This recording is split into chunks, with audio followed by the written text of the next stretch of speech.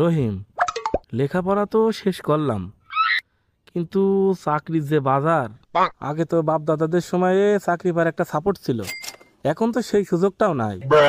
আর আমার যে যোগ্যতা, চাকরি তো দূরে থাক, কেউ বাড়ি সিকিউরিটি গার্ড হিসেবেও রাখবে না। হ্যাঁ চাচা, আমারও একই অবস্থা। ওই নাম লিখতে যেয়ে কলম ভেঙে যায়।